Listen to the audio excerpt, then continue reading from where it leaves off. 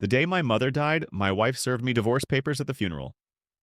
I probably should have seen it coming, but grief has a way of blinding you to the obvious. I'm Sullivan.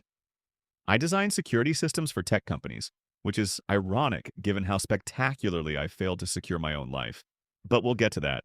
The funeral home smelled like artificial flowers and disappointment.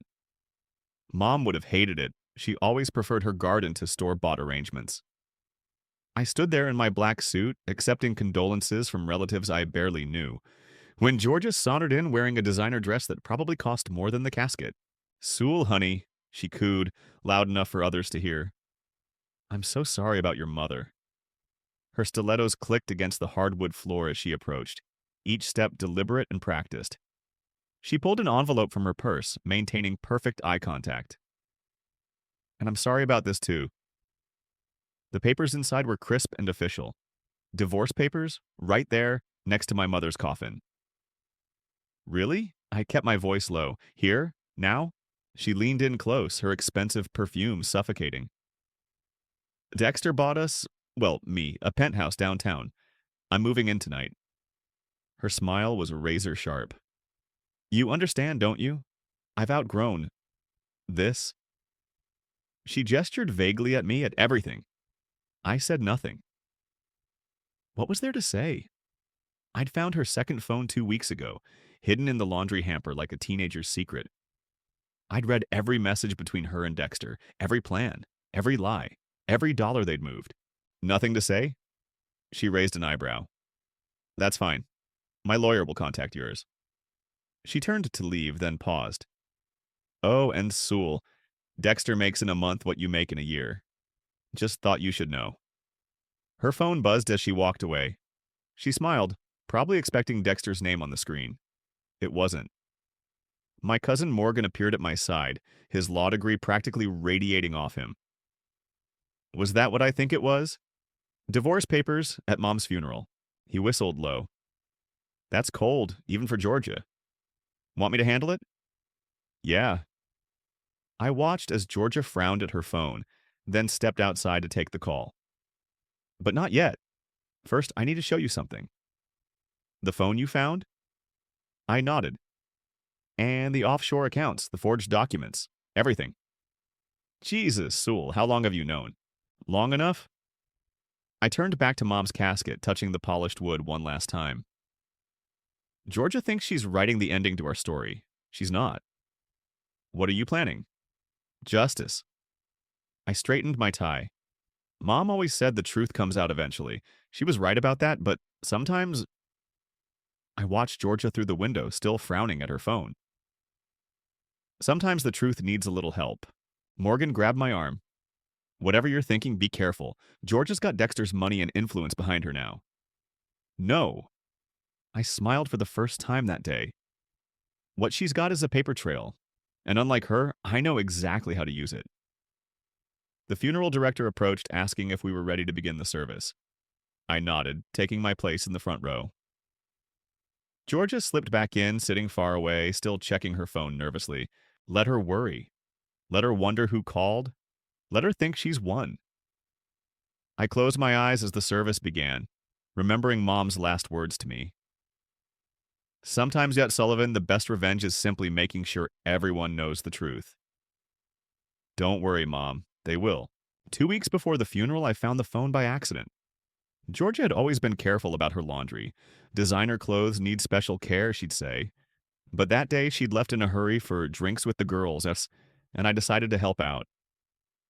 The phone clattered onto the floor when I picked up her gym clothes. Latest model, matte black, no case. Not her usual rose gold iPhone. "Hey," a quiet voice said from my office doorway the next morning. I looked up to see Sandra, one of our junior security analysts, fidgeting with her lanyard. "You wanted to see me?" I closed my door. "Thanks for coming. What I'm about to ask, it's not exactly corporate policy." She sat down, pushing her glasses up. "This about the irregularities in Project Phoenix?" "You noticed those too? Hard not to when you know what to look for." She pulled out her laptop. "The transfers are clever, but they left traces. Want to see?" I leaned forward as she pulled up transaction logs. "How long have you been tracking this?" Since Dexter started acting weird about audit access, then I saw your wife's name on some of the routing documents. Show me everything.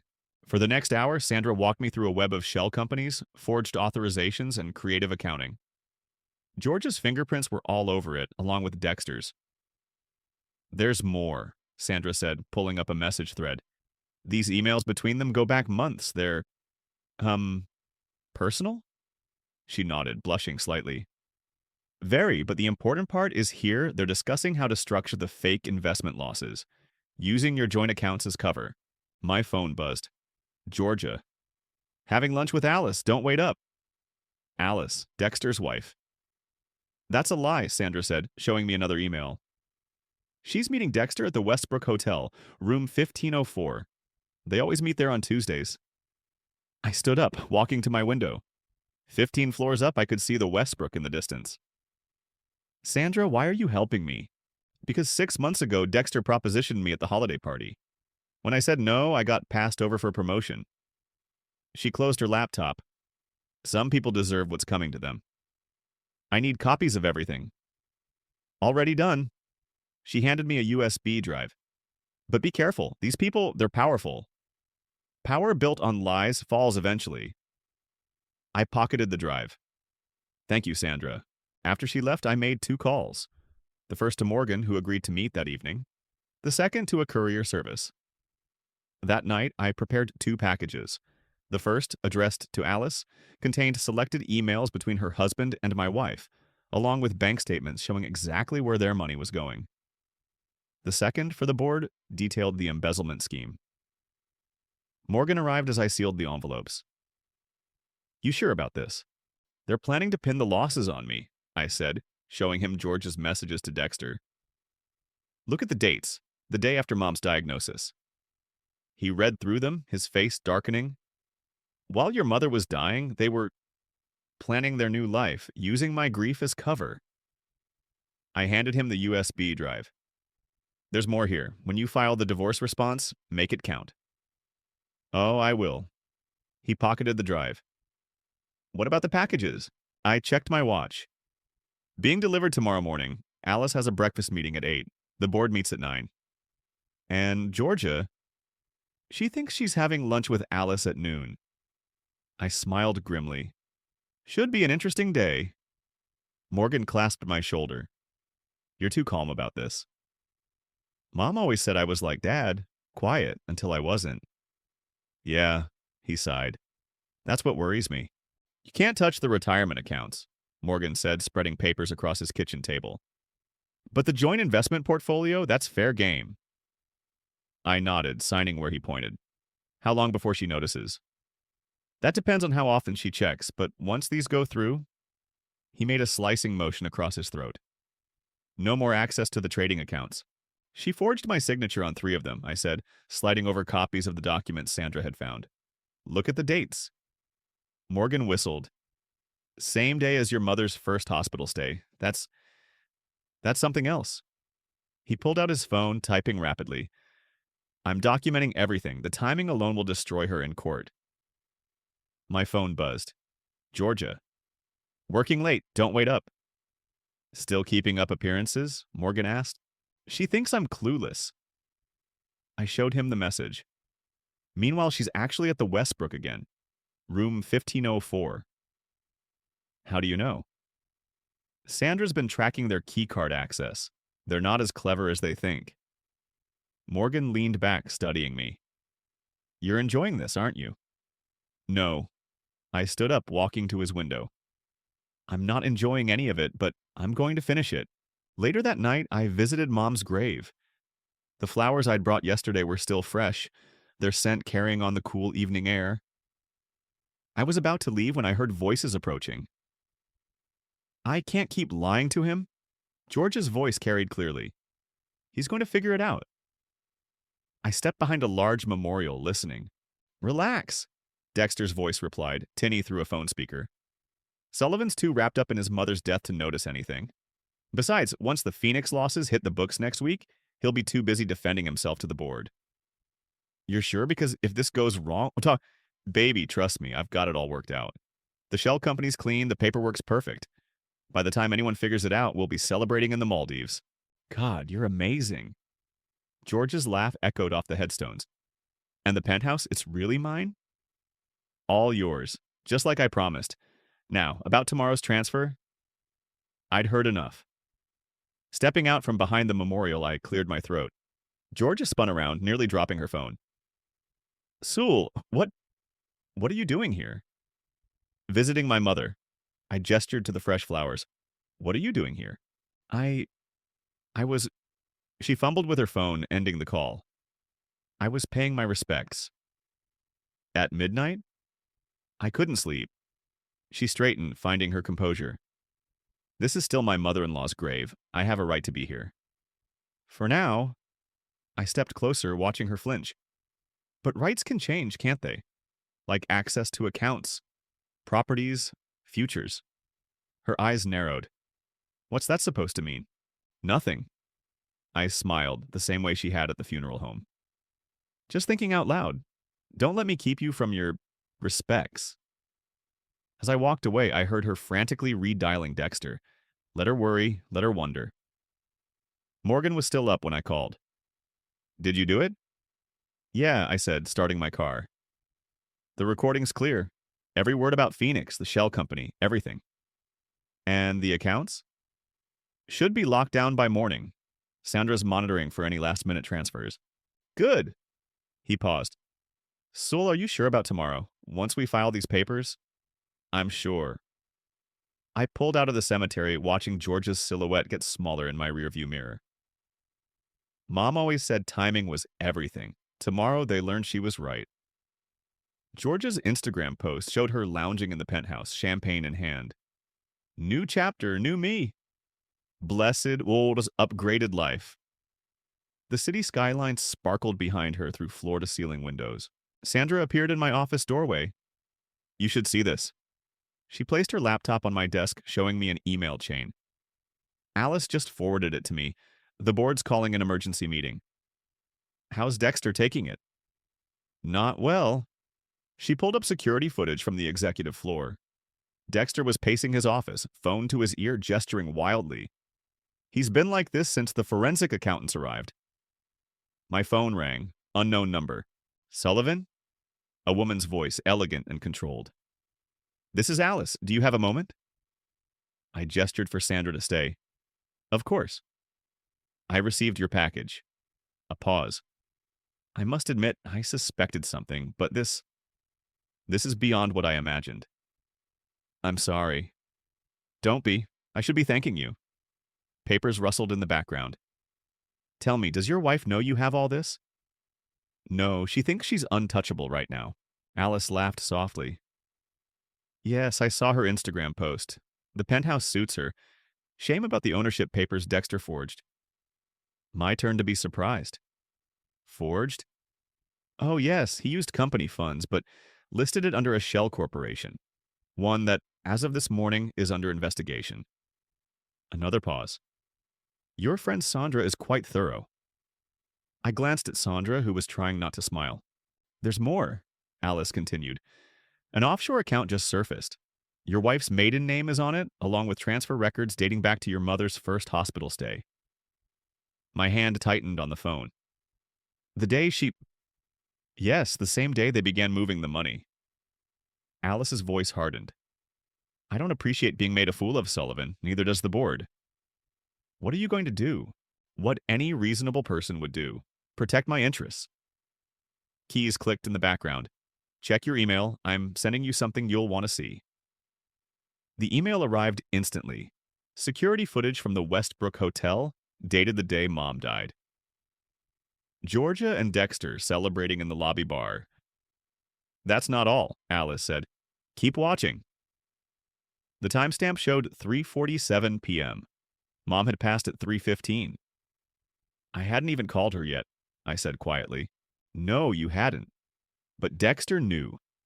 He was copied on the hospital's contact list as your emergency workplace contact. He told her before you knew. Sandra's hand touched my shoulder gently. Why are you showing me this? I asked. Because you deserve to know exactly who you're dealing with. Alice's tone was pure ice. And because I want you to understand something. Whatever you're planning, whatever justice you're arranging, I won't stand in your way. After the call ended, Sandra pulled up more footage. Georgia and Dexter entering their usual room. Georgia laughing, celebrating. You okay? Sandra asked. No. I stood up, walking to my window. The Westbrook Hotel stood mockingly in the distance. But I will be. My phone buzzed. Georgia again. Miss you. Having dinner with the girls tonight. I showed Sandra the message. She checked her laptop. She's actually meeting Dexter's lawyer at 7. Want to know what for? No need. I turned back to the window. She's trying to transfer the last of our joint accounts, but she's about to have a very interesting evening. Why's that? Because at 6:59, every card, every account, every line of credit she has access to will be frozen. I checked my watch, and at 7:01, her lawyer will receive proof of exactly why. Sandra gathered her things. Want me to record her reaction? No. I sat back down, opening my email. Some things are better left to the imagination. The first domino fell at exactly 7:01 p.m. I was sitting in Morgan's office when Georgia's frantic call came through. What did you do? Her voice cracked with panic. My cards. Everything's declined. The bank, they're saying, having trouble? I kept my voice neutral. Don't play games with me, Sullivan. Fix this. Now. Morgan signaled silently, pointing to his speakerphone. Recording. Fix what exactly? I asked. The credit cards you took out in my name? The forged investment documents? Or maybe the offshore account with your maiden name? Silence, then. How do you... No, I know everything, Georgia. Every meeting at the Westbrook. Every transfer. Every celebration the day my mother died. Sewell, listen. No, you listen. I leaned forward. Check your email. There's a video you should watch. I heard the notification ping on her end, followed by muffled hotel lobby footage playing. Her own voice. He doesn't even know she's dead yet. God, I can't wait to get out of that house. That's just the beginning, I said. There's more, much more. The board has it all now. So does Alice. You wouldn't dare. Already did. Oh, and Georgia, the penthouse, check the ownership documents carefully, especially the part about corporate funds and shell companies. She hung up. Morgan stopped the recording. That's going to leave a mark, he said, grinning. My phone buzzed. Sandra. Dexter just got called into an emergency board meeting. Want the feed? I texted back, keep me posted. Morgan pulled up some papers. The forensic accountants finished their review. Want to see something interesting? He handed me a document showing transfers from company accounts to various shells, all ultimately leading to the Westbrook Hotel's corporate billing department. Room 1504, I muttered. Every Tuesday. For 8 months.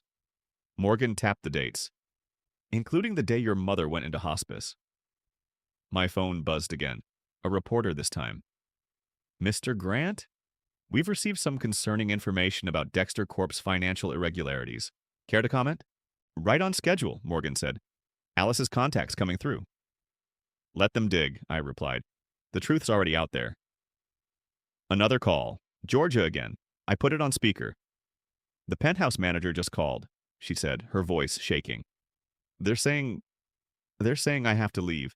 Something about fraudulent ownership and corporate funds. Imagine that. Where am I supposed to go? Try room 1504 at the Westbrook. Oh, wait. I checked my watch. Dexter's probably busy with the board right now. Something about financial irregularities. You bastard. Her voice turned venomous. You planned this. No, Georgia, you planned this. I'm just making sure everyone knows the truth. Sandra's text came through. Dexter just tried to access the offshore account. It's frozen. He's losing it in the boardroom. I forwarded the message to Georgia. Looks like your CEO boyfriend's having a rough night, too. I'll fight this, she hissed. I'll take everything you have. You already tried that. I stood up, walking to Morgan's window. Check your credit report. Those cards you took out in my name? The ones you used for your little shopping sprees with Dexter? The fraud department has some questions. Sewell, please. Goodbye, Georgia. Enjoy the penthouse while you can. I hear the view is spectacular. After hanging up, Morgan looked at me. That was cold. No, I said, watching the city lights flicker like stars. Cold is celebrating while someone's mother dies. Cold is planning to frame your husband while he grieves. This? I showed him another text from Sandra. Board called for Dexter's resignation. This is justice. The news broke at 9 a.m. Dexter Corp CEO under investigation. Fraud and embezzlement allegations surface. The headline splashed across every financial news site, accompanied by photos of Dexter being escorted from the building. Sandra appeared at my office door. You need to see this. She pulled up security footage of Georgia trying to enter the building, being stopped by security, her designer handbag swinging wildly as she argued with the guards. Should we let her up? Sandra asked. No need, watch. Right on cue, Alice stepped out of the elevator, flanked by two board members. Georgia rushed toward her. Alice, thank God, there's been a terrible mistake. The only mistake? Alice's voice came clearly through the security feed. Was thinking you'd get away with it. I don't know what you're talking about. Alice held up her phone, playing the cemetery recording. George's face went pale. Still don't know? Alice smiled coldly. The offshore accounts were sloppy, Georgia. Using your maiden name? Amateur hour. Dexter said, Dexter's not CEO anymore. And that penthouse you've been flaunting? Company property? You have until 5 p.m. to remove your belongings. My phone buzzed. A text from Morgan. She's trying to access the emergency funds. Should I spring the trap? Do it, I replied. Sandra pulled up Georgia's banking app activity on her laptop. We watched as she frantically tried transfer after transfer, each one denied. Sir? My assistant knocked. There's a reporter here to see you. I nodded. Send her in. The reporter was young, hungry-looking. Mr. Grant, thank you for agreeing to meet. We received an anonymous tip about Project Phoenix. You mean the project my wife and Dexter used to embezzle company funds? I slid a USB drive across the desk. Everything you need is here. Bank records, emails, security footage. All verified by forensic accountants. And you're willing to go on record? As the whistleblower who uncovered the fraud? Absolutely. After she left, Sandra showed me Georgia's latest Instagram post from just an hour ago. Haters will hate, but they can't touch this view. Blessed, how on your penthouse life? Should we tell her the building's security has already changed the codes? No need. I checked my watch. In about 10 minutes. My phone rang. Georgia. The cards are all dead, she said, voice cracking. Every single one. Even the secret account. How did you know about that? The same way I knew about room 1504, the offshore accounts, the forged documents. Sewell, please, I can explain. Like you explained to Dexter's board? Or to Alice? How's that working out? A pause. You sent them the evidence? No, Georgia, you did. Every email, every transfer, every meeting. You left a trail. I just made sure the right people found it. I'll lose everything. Like I lost my mother? While you celebrated with champagne? She started crying. Where am I supposed to go? Try the Westbrook. Room 1504 might be available. Though Dexter probably won't be joining you tonight. He's a bit busy with the SEC. Sandra signaled from her laptop. More headlines breaking. Dexter Corp scandal widens. CEO's mistress implicated in fraud scheme. You destroyed me, Georgia whispered. No. I stood up, walking to my window. From here I could see the penthouse building. You did that yourself. I just made sure everyone knew the truth. I loved you once. No, Georgia, you loved what I could give you. There's a difference. I watched as security vehicles pulled up to the penthouse building. Oh, and you might want to pack quickly. The police just arrived to secure the premises. I hung up as she started to protest. Sandra looked at me questioningly. Now what? Now? I smiled, watching the chaos unfold below. Now we wait for Act 3. The shareholder meeting was standing room only. I sat in the back sipping coffee, watching Dexter sweat through his $1,000 suit at the podium. These allegations are completely false, he insisted, voice cracking. This is a coordinated attack on... A coordinated attack? Alice stood up, her voice carrying clearly. Like the coordinated attack you and your mistress planned against my family's company? Murmurs rippled through the crowd. Sandra, sitting beside me, pulled up the live stream on her tablet. The company's stock was falling in real time.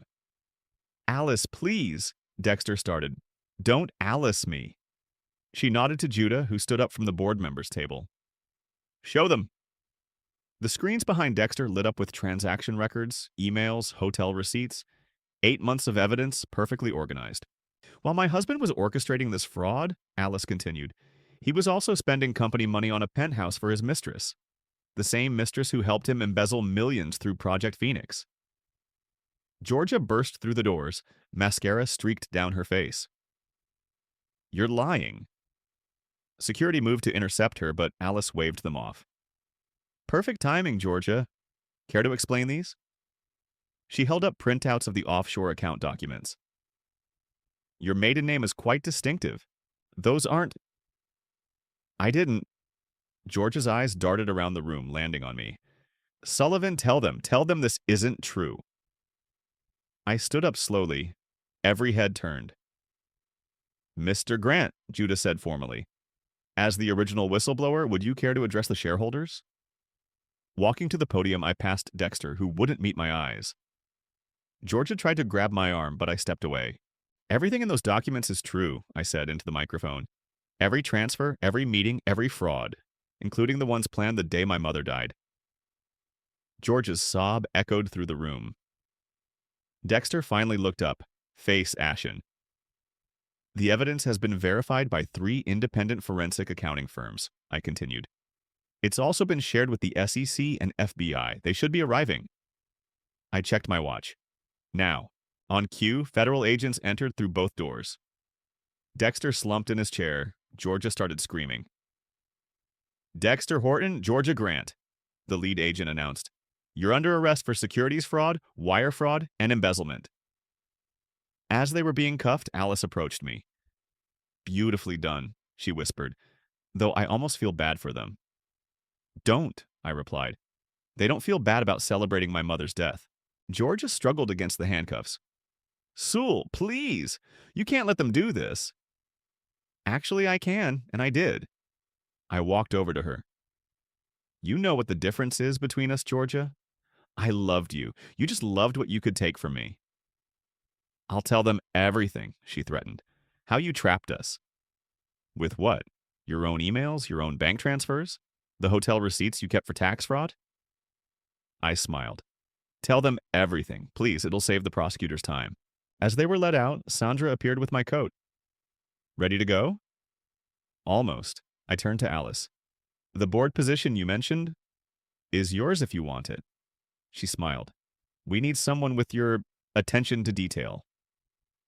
Later that evening, I sat in my office watching the news coverage. Georgia and Dexter's mugshots filled the screen. The company's stock was already rebounding on news of the leadership change. My phone buzzed. Morgan. Just filed the final divorce papers. Georgia's lawyer withdrew from the case. Something about not getting paid? I texted back, imagine that. Sandra knocked on my door. Sir, the FBI wants to know if you'll testify. Tell them yes. I stood up, gathering my things. Mom always said the truth sets you free. Let's make sure it sets them straight to prison. The cliffside wind whipped around me as I opened the small wooden box containing Mom's ashes. Sandra stood a few steps back, giving me space. You don't have to do this alone, she said softly.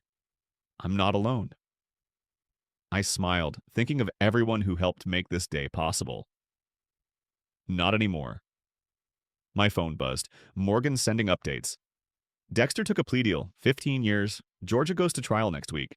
Another message followed. Alice says the company stock hit a new high after the restructuring announcement.